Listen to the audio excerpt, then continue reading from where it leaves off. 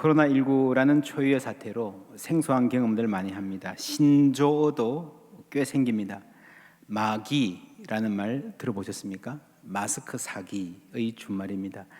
마스크 쓰고 볼 때 야, 참 잘생겼다, 예쁘다 그랬는데 마스크 벗고 보니까 별로네 하는 경험. 그래서 마스크 사기라는 말까지 나왔는데, 그렇게 따지고 보면 마스크 아니어도 외모를 보는 것 자체가 사기적인 면이 있습니다. 우리는 외모를 보고 착한 사람이겠거니, 속 깊고 배려심 있는 사람이겠거니 추측합니다. 영화나 TV 드라마가 이런 선입견을 더 심화합니다. 이목구비가 반듯하면 마음도 반듯하겠거니 생각하죠. 근데 드라마에서 착하고요, 아주 다정한 역할을 한 배우가 삶에서 그렇지 않았다 하는 말을 들으면 실망하고 분노합니다. 결혼할 때도 이런 사람이겠지 하고 했는데 아니구나 할 수 있고요. 채용할 때도 스펙 보고 면접 보고 야, 정말 좋은 사람 만났다 했는데 아닐 수도 있습니다. 생각해 보면 사기 당했다는 느낌은 상당히 일반적입니다. 그런데 그게 다 사기일까요? 저쪽에서 과장하고 부풀렸을 수도 있지만 내 쪽에서 내 마음대로 상상하고 기대했던 게 문제가 아닐까요? 마스크 쓰고 내가 미인이다 그랬습니까? 아니잖아요. 마음대로 상상했잖아요. 그리고 사기라 합니다. 어쩌면 인생이란 것 자체가 기대와 실망을 반복하는 것 아닌가 싶습니다. 이런 기대와 실망은 예수님이 세상에 오셨을 때에 극적으로 나타났습니다. 병자를 고치시고 줄인 군중을 먹이셨을 때에 백성들의 마음이 출렁였습니다. 예루살렘에 입성하셨을 때에 그 기대가 하늘을 찔렀습니다. 그러나 그 기대가 실망으로 바뀌고 실망이 미움으로, 그 미움이 죽여야 되겠다는 살기로 바뀌기까지 며칠이 걸리지 않았습니다. 십자가에 못 박으라, 십자가에 못 박으라. 그들은 어떤 메시아를 기대했던 것일까요? 당당한 장군, 탁월한 수완의 정치가, 멋진 영웅. 그런데 구약 성경은 이미 그게 아니라는 말을 분명히 하고 있습니다. 이사야 53장에 나오는 말씀 함께 읽습니다. 그는 주 앞에서 자라나기를 연한 순 같고 마른 땅에서 나온 뿌리 같아서 고운 모양도 없고 풍채도 없은즉 우리가 보기에 흠모할 만한 아름다운 것이 없도다. 그는 멸시를 받아 사람들에게 버림받았으며 간고를 많이 겪었으며 질고를 아는 자라. 마치 사람들이 그에게서 얼굴을 가리는 것 같이 멸시를 당하였고 우리도 그를 귀히 여기지 아니하였도다. 메시아가 오신다면 풍채당당하고 화려한 모습, 영웅적인 면모로 오지 않을 거라는 말씀입니다. 사람들이 몰려가서 사인 받고 싶어 하고요, 함께 사진 찍고 싶고 그 사진 대대로 자랑하고 싶어 하는 그런 모습이 아니라, 오히려 사람들이 멀리하고 싶은, 고개를 돌려버리는 그런 모습으로 올 것이다. 이미 예언하고 있습니다. 이게 이사야 53장에 나오는 건데, 그가 상함은 우리의 죄악을 인함이요 라는 말이 이어지는 십자가를 아주 구체적으로 예언한 유명한 말씀이죠. 이 찬송을 여호와의 종의 노래라고 합니다. 이사야서에 4개가 나옵니다. 42장, 49장, 50장, 52, 3장에 걸쳐서 여호와의 종의 노래가 쭉 나오는데, 오늘 말씀은 그 첫 번째입니다. 내가 붙드는 나의 종, 내 마음에 기뻐하는 자, 곧 내가 택한 사람을 보라라고 하나님이 어떤 사람을 소개하시는 거죠. 요즘 감각으로 번역 타이틀을 붙인다면 내가 기뻐하는 사람을 소개합니다. 내기소라고 할 수 있겠습니다. 이 4개의 시를 보면요, 이 정체가 무엇일까 쉽지 않습니다. 이 말씀을 보면 어떤 한 사람을 가리키는 것 같아요. 49장에 보면 두 번째 노래입니다. 내게 이르시되 너는 나의 종이요 내 영광을 내 속에 나타낼 이스라엘이라 하셨느니라. 그래서 이스라엘 전체를 가리키는 말인 것 같기도 합니다. 뭐가 맞는가? 개인인가? 민족 전체인가? 여러분, 이육사라는 시인 아시죠? 이거는 본명이 아니라 일제에 저항하다가 감옥에 갇혔는데 수인 번호가 264번이었습니다. 이육사라는 필명입니다. 광야, 까마득한 날에 하늘이 처음 열리고 어디 닭 우는 소리 들렸으랴. 모든 산맥들이 바다를 연모해 휘달릴 때도 차마 이곳을 범하든 못하였으리라. 끊임없는 광음을 부지런한 계절이 피어선치고 큰 강물이 비로소 길을 열었다. 지금 눈 내리고 매와 향기 홀로 아득하니 내 여기 가난한 노래의 씨를 뿌려라. 다시 천고의 뒤에 백마 타고 오는 초인이 있어 이 광야에서 목 놓아 부르게 하리라. 참 신비한 힘을 가진 시입니다. 백마 타고 오는 초인 누굴까? 이 이육사 시인은 어떤 생각을 하고 이 시를 썼을까요? 어쩌면 이게 초인이라고 하는 한 개인에 집중해서 기다린다기보다는 우리 민족이 앞으로 이런 모습이었으면 좋겠다. 자기가 생각하는 그 민족의 소망, 그 이상을 한 인물에 집약해서 표현한 것일 수도 있겠다 싶습니다. 이것을 보면요, 이 시의 역동을 조금 이해하면 우리가 이사야서의 나의 종을 보라라고 하는 말씀을 이해하는 데 약간 도움이 됩니다. 당시에는 유대 사람들은 이게 우리 민족에게 주신 말씀이다, 한 사람이라고 의인화했지만 그렇게 받아들였습니다. 그래서 우리가 이렇게 살아야지, 우리가 이런 백성 되어야지 그랬습니다. 근데 그러질 못했잖아요.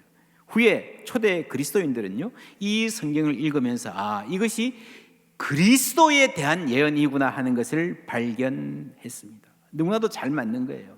그렇다고 해서 민족에게 주신 말씀이 아니라 한 개인을 말하는 것이다, 그게 아니고요. 민족에게 주신 말씀 맞는데 본래 이 하나님이 본래 계획했던 이스라엘 민족 전체가 감당하기를 바랬던 이방의 빛이 되는 땅끝까지 하나님을 증거하는 그 사명을 예수 홀로 감당했다는 면에서 이것은 민족이기도 하고 개인이기도 한 말씀이라고 볼 수 있습니다. 이육사의 백마 타고 오는 초인과 비슷한 면도 있고요, 다른 면이 있습니다. 백마 타고 오는 초인은요, 딱 보면 알잖아요. 여러분, 백마를 타고 오는데 누가 모르겠습니까? 얼마나 멋진 모습이 상상이 됩니까? 근데 이사야는 메시아가 오면 그렇게 영웅적인 외모로 화려한 스펙으로 오지 않을 것이다. 그럼 어떻게 올 것인가? 내가 기뻐하는 사람을 소개합니다. 그 특징은요, 가장 중요한 특징은 그에게는 내 영이 임할 것입니다. 입니다. 주의 종은 성령 충만한 존재입니다. 여러분, 성령 충만이라는 말이 들으면 뭐가 떠오릅니까? 열정적으로 기도하고 은혜롭게 찬양하고 말씀을 잘 전하고 예배하기를 좋아하고 방언이나 병고침 같은 은사가 나타나고, 맞습니다. 맞는데 중요한데요, 오늘 말씀을 보면 주의 종이 성령 충만할 때의 그 가장 중요한 특징, 그 초점이 그게 아니에요. 그는 정의를 세울 것입니다. 내가 내 영을 그에게 주었은즉 그가 이방에 뭐를요? 정의를 베풀리라. 성령을 받으면 정의를 베풀 거라는 겁니다. 그는 쇠하지 아니하고 낙담하지 아니하고 세상에 정의를 세우기에 이르리니. 여러분, 하나님의 영은 무엇보다도 이 땅에 정의를 세우시는 영입니다. 놀랍죠? 성경에 이런 말씀이 나오는 게 놀라운 게 아니라 우리가 너무 우리의 신앙이 이 교회라는 공간 안에만 갇혀서, 종교의 언어 안에만 갇혀서, 정말 성경의 영은 물론 우리에게 신앙생활 잘하게 하시지만 이 땅에 정의를 펴는 분인데 그걸 우리가 잊어버리고 있는 게 놀라운 겁니다. 하나님의 정의, 그 정의는 어떤 정의인가? 여러분, 우리가 정의라고 하면요, 가장 먼저 생각하는 말이 정의의 칼, 이런 겁니다. 정의의 심판, 그렇죠? 나쁜 놈 혼내주는 것. 미국이 이라크하고 전쟁할 때 indefinite justice, 무한한 정의, 그랬습니다. 전쟁할 때 정의의 칼을 받아라 그러잖아요. 또 하나는 정의의 함성입니다. 이것이 정의라고 당신들은 잘못되었다고 외치는 그런 정의. 그런데 이사야가 말하는 정의는 다릅니다. 그는 외치지 아니하며 목소리를 높이지 아니하며 그 소리를 거리에 들리게 하지 아니하며, 정의의 함성이 없습니다. 소리치지 않습니다. 그리고 칼을 휘두르지도 않습니다. 3절 4절 함께 읽습니다. 상한 갈대를 꺾지 아니하며 꺼져가는 등불을 끄지 아니하고 진실로 정의를 시행할 것이며 그는 쇠하지 아니하며 낙담하지 아니하고 세상에 정의를 세우기에 이르리니 섬들이 그 교훈을 앙망하리라. 아멘. 단칼에 나쁜 놈들 다 베어버리는 칼을 휘두르는 정의가 아니라 약한 사람을 배려하고 세우는, 참고 인내하고 배려하고 기다려주고, 그래서 마침내 정의를 세울 것이다. 시간이 걸리죠. 오래 걸립니다. 그래서 쇠하지 않고 낙담하지 않는다는 말이 필요한 겁니다. 상한 갈대, 꺼져가는 등불, 누구를 말하는 것이겠습니까? 여러분, 바벨론에 포로로 잡혀갔던 사람들은, 나라를 잃고 압제하에 살아본 사람들은요, 자기들 스스로를 상한 갈대다, 꺼져가는 등불이다, 완전히 기가 꺾여서 우리는 아무 소망이 없다 생각했습니다. 주위에서도 저 사람들은 그냥 가만 놔둬도 알아서 꺼져갈, 알아서 없어질, 공중분해 될 그런 사람들이다. 여기에는요, 저 사람들은 약한 사람들이다 뿐 아니라 무가치한 사람들이란 말이 포함되어 있습니다. 꺼져가는 등불, 그거 굳이 살리려고 애쓰지 마라. 죽어가는 환자든, 가정이든 기업이든, 쓰러져가는 나라든, 저 사람들 힘써봐야 살릴 수도 없고 거기에 힘쓸 필요가 없다라고 세상에 말하는 그런 상황. 그런데 하나님은 상한 갈대도 꺾어버리지 않으시고 꺼져가는 등불도 끄지 않으신다 했습니다. 이것은요, 팔짱 끼고 앉아서 그래 내가 끄지 않을 테니까, 끄지는 않을 테니까, 시간 좀 더 줄 테니까 열심히 노력해서 잘 살아봐, 잘하나 보자, 이런 말이 아니죠. 7절 함께 읽습니다. 내가 눈먼 자들의 눈을 밝히며 갇힌 자를 감옥에서 이끌어내며 흑암에 앉은 자를 감방에서 나오게 하리라. 아멘. 하나님께서 살게 해주실 것이다, 해방시켜 주시고 회복시켜 주실 것이다. 여러분, 감옥에서 감방에서 끌어낼 것이다 라고 했습니다. 여러분, 이것은 지금 이스라엘 사람들이 전부 다 감옥에 갇혀 있다는 말은 아니죠. 지난 주일에 이사야 40장에서요 내 백성을 위로하라 하는 말에 이어서 이제 복역의 때가 끝났다라는 말씀을 드렸습니다. 복역의 때라는 말은요, 바벨론 이 자체가, 바벨론이라는 이 시스템과 나라 자체가 이스라엘 백성들에게는 하나의 거대한 감옥이었다는 겁니다. 그래서 그 바벨론에서 해방되는 것이 감방에서 나오는 거라는 거죠. 우리는 이 대목에서 북한 동포들을 생각하지 않을 수 없습니다. 우리가 나라를 위해서 기도하면서 이 한반도에 평화를 정착시키기 위해서는 한편으로는 북한 정권을 대화의 파트너로 인정하고 평화를 진전시키려는 노력을 기울여야 됩니다. 어쩔 수 없습니다. 그러나 동시에 다른 한편으로 북한의 폭압적인 인권 상황에 대해서 눈을 감으면 안 됩니다. 지금 북한은 대다수의 국민들에게 거대한 감옥과 같은 나라다라는 사실 부인할 수 없습니다. 우리는 북한 동포들 복역의 때가 끝나기를 위해서 기도해야 됩니다. 그리고 이사야가 말했던 내 백성을 위로하라는 말대로 한국교회가 위로의 능력을 가져야 돼요. 한국교회가 북한 동포들의 상처를 어루만지고 위로하고 그 장래에 소망을 심어주는 일에 힘써야 할 줄 믿습니다.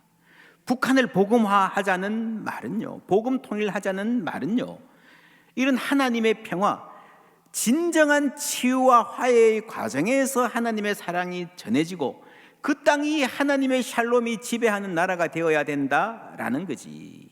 동포들의 삶과 상관없이 그냥 교회 세우고 교인 늘리고 그것만 하면 된다가 복음화가 아니에요. 여러분, 당장 우리가 통일을 위해서 큰 일을 할 수 없을지 몰라도 우리는 그들을 잊어버리지 말아야 됩니다. 기도해야 됩니다. 그리고 오늘 말씀은 여기서 한 걸음 더 나아가서 이방의 빛이 될 것이다. 섬들이 하나님의 교훈을 앙망할 것이다. 이스라엘 백성, 유대인들 너희들을 해방시켜 줄 뿐 아니라 이방의 섬들에게 그 하나님의 사랑을 동일하게 전해야 된다라고 하는 이사야의 전 지구적 비전입니다. 전 지구적 비전. 여러분, 지금 세계가 가장 필요로 하는 게 이겁니다. 변이 바이러스로 인해서 세계가 고통받고 있습니다. 여러분, 지난 여름까지만 해도요, 인구의 70-80%가 백신 맞으면 해결될 거다. 그래서 빨리 맞은 나라들은 마스크 벗고 뭐 수영장도 가고 파티도 하고 뭐 아주 즐겼습니다. 몇 개월 못 갔잖아요. 부자 나라들은 대거 인구의 몇 배나 되는 백신들을 많이 사들였습니다. 여기서는 열심히 맞는데 지구 저쪽에서 자꾸 새로운 변이가 나오잖아요. 주로 아프리카 이런 나라죠. 여러분, 최근 통계에 의하면 아직도 아프리카에서는 전체 인구의 7%만이 백신 접종을 한 상태라고 합니다. 의료 종사자들도 4명 중에 1명만 접종을 했습니다. 이게 백신 접종 지도입니다. 짙은 녹색은요, 인구가 많이 한 거고요. 하얀색은 거의 안 한 겁니다.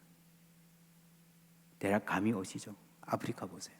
한국 어디쯤인지 보이십니까? 이 조그만 나라에 남쪽은 최고로 짙은 색입니다. 북쪽은 백색입니다. 여러분, 지금 부자 나라에서는 백신을 쟁여놓고 사실 자기 국민들 먼저 잘 보살피는 것은 당연하고 자연스러운 일입니다. 그런데 문제는 우리가 아무리 잘해도요, 세계가 함께 해방되지 않으면 해방되지 못하는 상태에 와 있다는 거예요. 백신을 쟁여놓고 유통기한이 지나서 폐기하는 나라들 꽤 많습니다. 결국 이 문제를 해결하려면 사람들의 생각이 바뀌어야 돼요. 전 지구적 협력을 가능하게 하는 전 지구적 비전이 있어야 됩니다. 이사야가 말하는 그 비전이 전 지구적 비전입니다. 그들이 해방되지 않으면 우리도 해방되지 못할 것이다. 섬들이 그를 앙망하리라. 저 땅끝에 우리가 이름도 모르는 그 섬들까지도 다 하나님을 찬양하고 그 사랑 안에 거해야 비로소 그리스도의 왕국이 이루어질 거라는 겁니다. 그게 이사야가 전하는 메시지예요. 개별국가 내에도 선진국가들에도 아픔은 있습니다.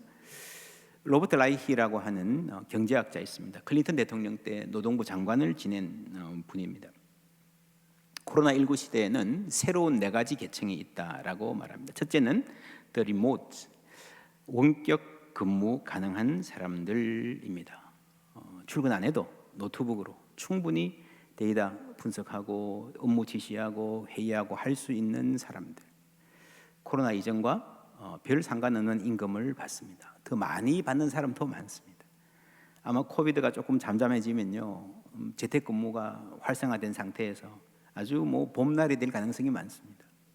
맨해튼에 있는 부하들하고 회의하고요, 10분 내로 하와이 윈드서핑 할 수 있는 그 꿈 같은 시절이 올지도 모릅니다. 이 사람들에게는. 두 번째로는 필수 인력입니다. 현장에 붙어 있어야 되는 사람들, essentials. 여러분, 병원에서 일하는 분들, 그리고 온라인 쇼핑이나 음식 주문하면 배달해 주는, 그죠? 라이더라 그러나요? 택배 기사들, 그리고 그 창고 물류 관리하는 사람들. 작년인가요? 그 대형 그 온라인 쇼핑 사이트에서 일하는, 창고에서 일하는 분들이 감염이 많이 됐잖아요. 이게 그냥 지나가는 일, 우연한 일이 아닙니다. 우리 사회가 움직여가기 위해서 아주 필수적인 인력인데 위험에 노출되어 있는 분들입니다. 직업을 잃지는 않겠지만 위험은 커지는 분들이 있습니다. 세 번째로는 unpaid, 실직자들 혹은 수입이 급감한 분들이 있습니다. 여행업계부터 시작해서 식당에 이르기까지 수많은 사람들이 여기에 해당합니다. 얼마나 속이 타겠습니까? 그래서 우리 사회가 지혜를 모아서 코로나 극복을 위해 노력해야 되는 중요한 이유입니다. 이런 우리가 교회도 방역의 모범을 보이자, 이게 단순히 교회의 이미지 때문이 아니라, 여러분, 이 백성들이 흘리는 눈물과 고통을 조금이라도 단축하기 위해서 온 사회가 노력해야 되기 때문에 그렇게 하는 겁니다. 여러분, 최근에는요, 이 가끔씩 그런 소리 들리죠. 연예인 누가 확진돼 가지고 촬영이 중단될 뻔했다, 이런 기사들이 많이 나오는데, 제가 기사를 보니까 이 문화산업, 연예인들의 그 사업에 있어서 주요 출연진들은요, 코로나가 걸려도 쉬었다가 그냥 돌아오면 된대요. 근데 거기에 있는 모든 스태프들, 프리랜서들, 조명 이런 사람들은요, 다 계약직이어서 병에 걸리면 그냥 끝이에요. 그냥 잘 가라, 다시 안 와도 된다. 여러분, 한때 그런 말이 있었습니다. 벌써 한 10년 된 것 같은데요. 배우 나부랭이 기억하십니까? 황정민이라는 배우가 나와가지고 큰 상을 받았을 때, 제가 이 영화 만든 거는요, 다 우리 스태프들이 조명, 촬영, 소품, 섭외, 청소하고 운전하는 분들, 이런 분들이 영화 찍으려면 다 노력해야 되고, 저는 그냥 밥 숟가락 하나 얹은 사람입니다. 이렇게 얘기했어요. 맞는 말이에요. 맞는 말인데, 그게 맞는 말인데요, 현실은 다른 거예요. 현실은 이 스태프들이 없으면 영화가 불가능함에도 불구하고 그들은 그냥 일방적으로 소모되고 있는 겁니다. 보호받지 못한 것입니다. 마지막 네 번째는 잊혀진 자들, 더 폴가튼이라고 합니다. 작년 여러분 기억하십니까? 마스크 대란이 와서 모두가 마스크 사려고 막 줄 서고 있던 때에 이제 겨우 넘어갔다 좀 안정화됐나 보다 했는데요, 구치소에서 1,000명이 넘는 사람이 감염이 되었습니다. 여러분 상식적으로 생각을 해봐도요, 구치소에서 집단 생활하는 사람들이 누구보다도 마스크가 필요한 사람들, 그런데 잊어버리고 있었던 거예요. 잊혀진 거예요.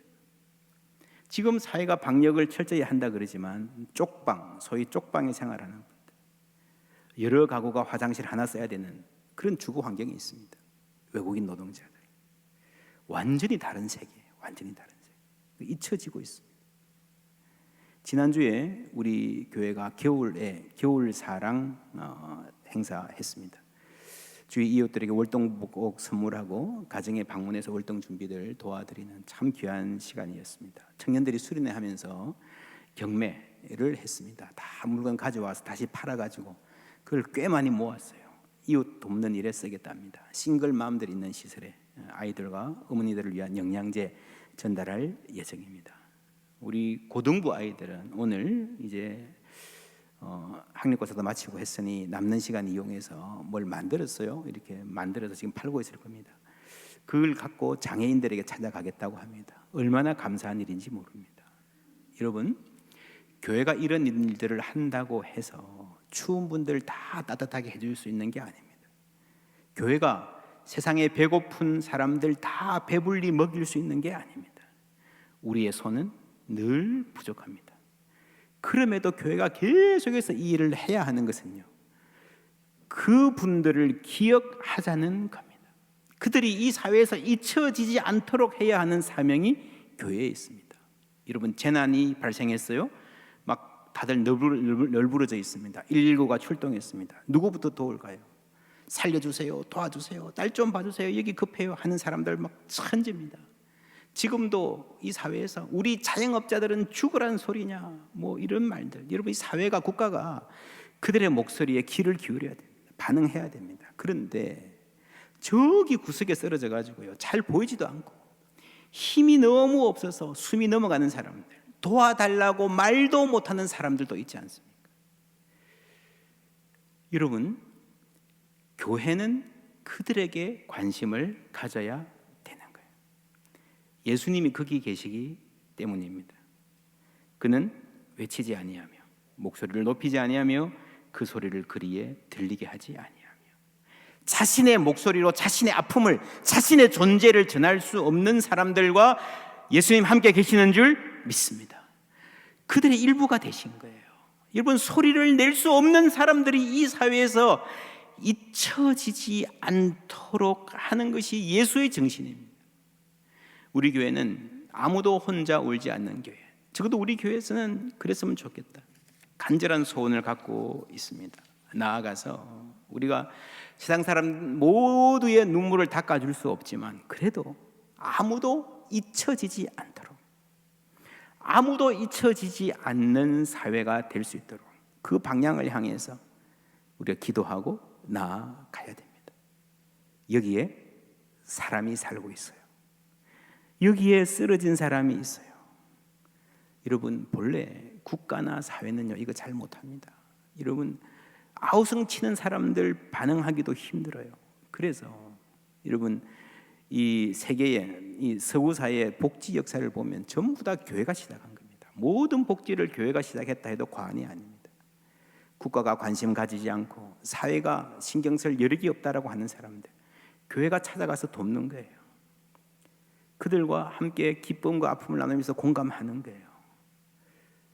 그게 여기에도 사람이 있다, 우리가 다 책임진다가 아니라 여기에도 사람이 있다라고 말하는 겁니다.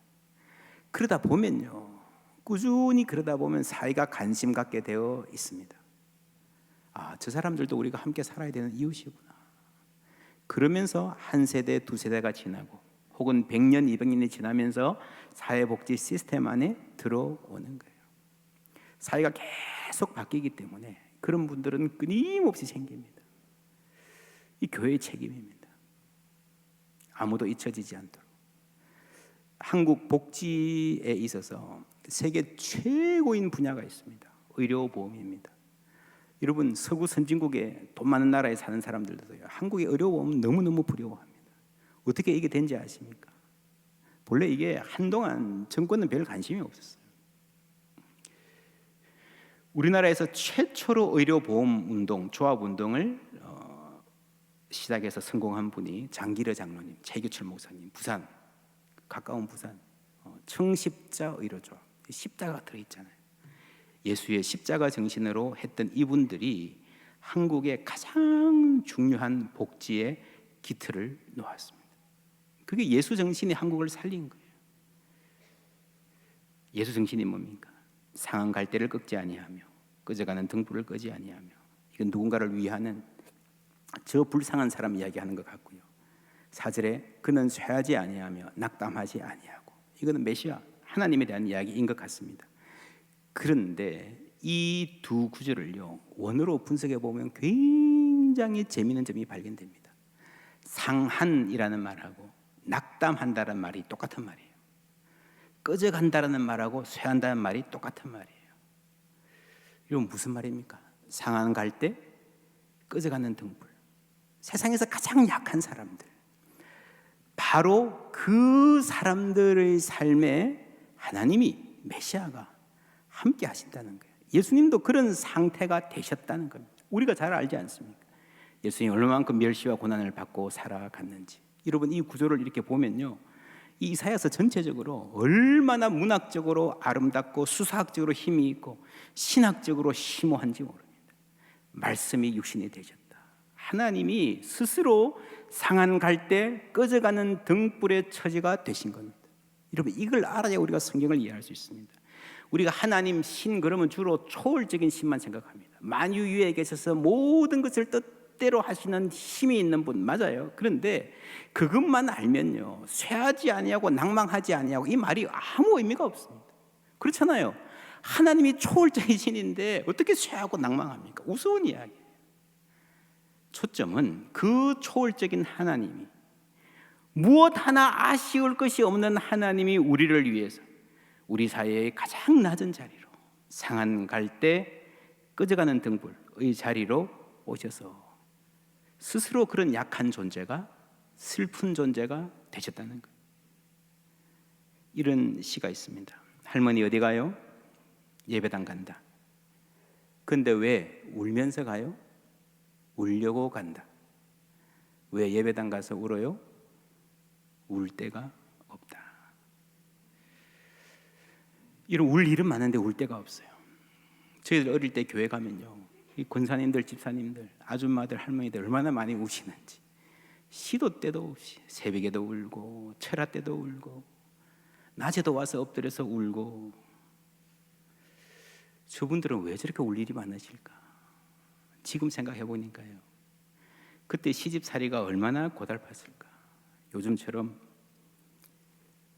친구들 만나 카페에서 수다 떨 수도 없고, 울 일 있어도 전화해서 엄마한테, 친정엄마한테 하소연하는 것도 불가능했고, 그때 또 남편들은 대부분 다 우악스러웠잖아요. 그 교회 와서 우는 거예요.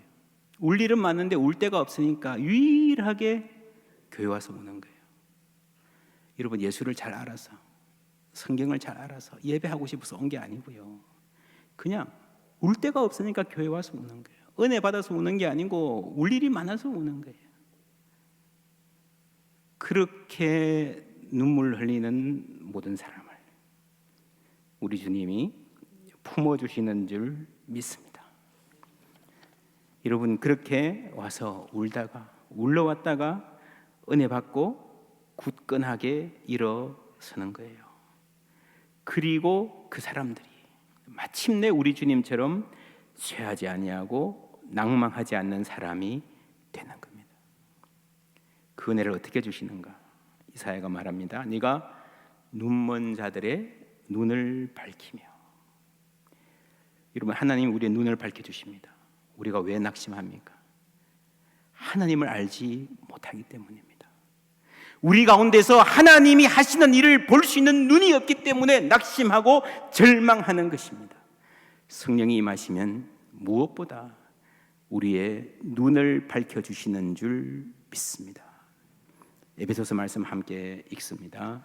우리 주 예수 그리스도의 하나님 영광의 아버지께서 지혜와 계시의 영을 너희에게 주사 하나님을 알게 하시고 너희 마음의 눈을 밝히사 그의 부르심의 소망이 무엇이며 성도 안에서 그 기업의 영광의 풍성함이 무엇이며 그의 힘의 위력으로 역사하심을 따라 믿는 우리에게 베푸신 능력의 지극히 크심이 어떠한 것을 너희로 알게 하시기를 구하노라. 아멘. 이사야가 말합니다. 네가 눈먼 자들의 눈을 밝히며, 바울이 말합니다. 너희 마음의 눈을 밝히사. 똑같은 말이잖아요. 하나님 동일하게 역사하십니다. 그 하나님이 오늘 우리 가운데도 동일하게 역사하실 줄 믿습니다. 우리 눈을 밝혀주시는 거예요. 그럴 때에 그 부르심의 소망이 무엇이며 성도 안에서 주신 그 기업에 우리 목소의 영광이 얼마나 풍성한지 알게 하시는 겁니다. 여러분, 그럴 때에 이 소망이 생기면 우리는 낙심하지 않고 살 수 있습니다. 어떤 고난도 이겨낼 수 있을 줄 믿습니다. 오늘 말씀에 섬들이 그 교훈을 앙망하리라 그랬습니다. 앙망하리라. 여러분, 앙망 무슨 말입니까?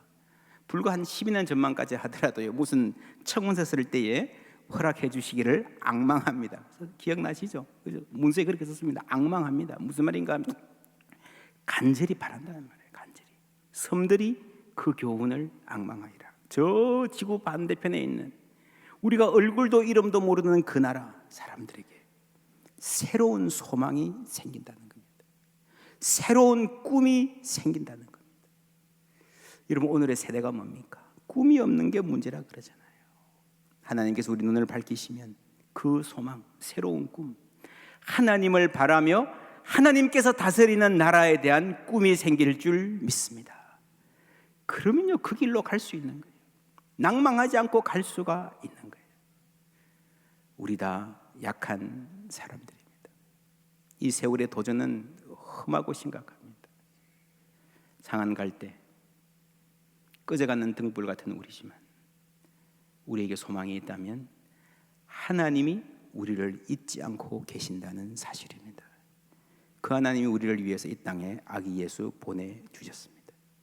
그 하나님이 우리의 삶의 현장, 우리가 고민하고 눈물 흘리는 어떻게 살아야 됩니까? 방황하는 그 모든 현장에 함께 찾아오실 줄 믿습니다.